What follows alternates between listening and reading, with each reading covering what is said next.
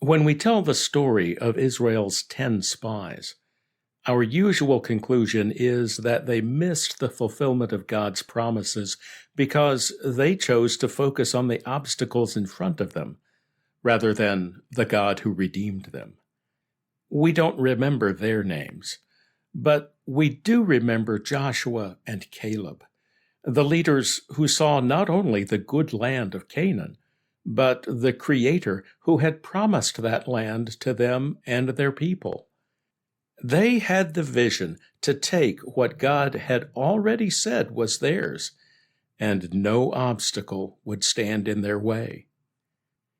The 10 men we don't remember probably weren't weak, wicked, or incompetent.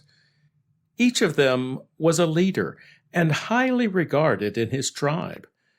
Moses and Aaron would have counted on them to organize their people in the march out of Egypt, to establish and maintain order in their camps, and to set examples of godly righteousness.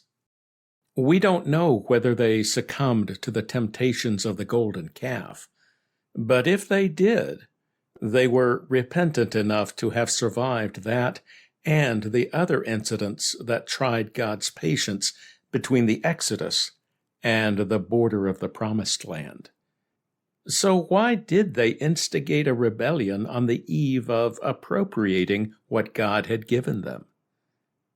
They probably didn't intend to rebel, just like most people have no intention of doing anything wrong.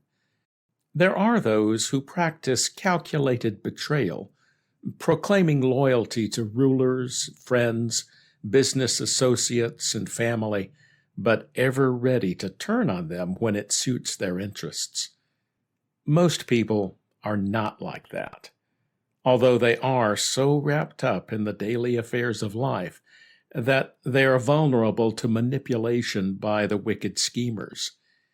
That's why God laments that his people are destroyed for lack of knowledge. The story of the 10 spies provides an illustration of this. After Moses told the people to go up and take possession of the land God had promised them, the people suggested they send out scouts to explore the land and map the way they should go. Moses explains what happened next.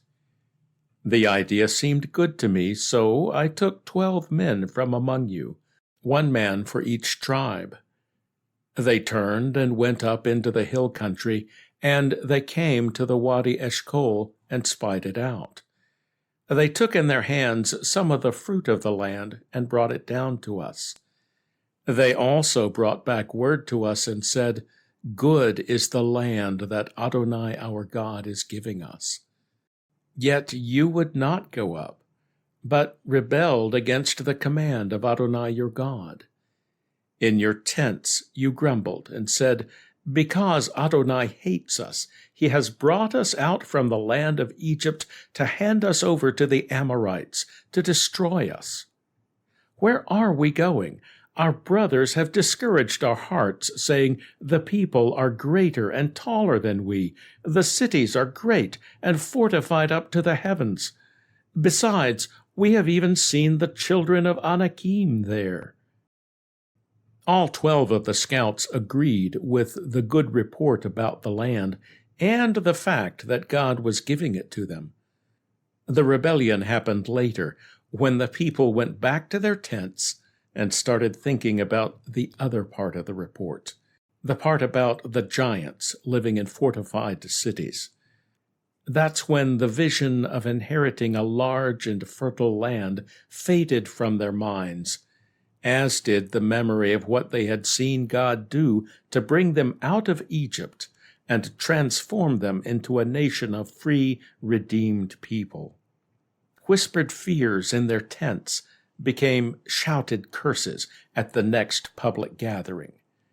Instead of assembling as the armies of the Lord, they assembled as a mob demanding peace and safety for themselves and their children.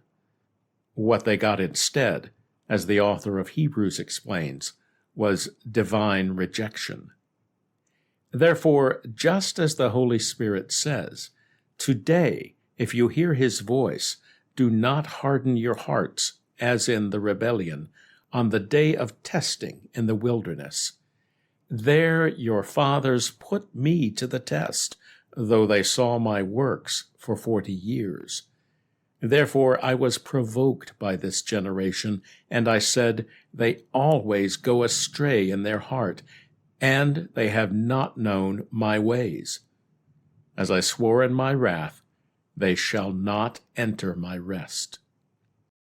Conspirators among the 10 spies or other leaders might have plotted to use this opportunity to revolt against Moses. But it's equally possible that the people simply lost heart. That's what happens when there's no vision. It's the vision that gives identity and direction. Without it, people become sheep without a shepherd, easily scattered and vulnerable to wolves. It's not that God is negligent in imparting his vision to his people. Joshua and Caleb caught that vision, and it transformed them into godly men of valor. There is no higher vision than the redemption of the world, and that's the vision they received.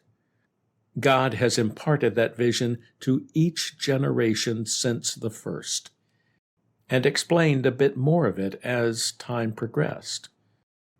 Today, we probably know the shepherd more intimately than Joshua and Caleb did, although it's up to us whether we follow him as loyally as they. How do we remain loyal? By making the decision to know our Redeemer and learn his ways. We also must learn where he is leading us. Are we destined for some undefinable heavenly existence, or for a redeemed and restored earth where all the tribes and tongues and nations abide by the Torah that goes forth from Zion? It's important to know. Clarity of vision translates to decisive action even in the face of insurmountable odds. Do we want to be remembered for that? Or do we want to be remembered as yet another generation that missed out on the promised land?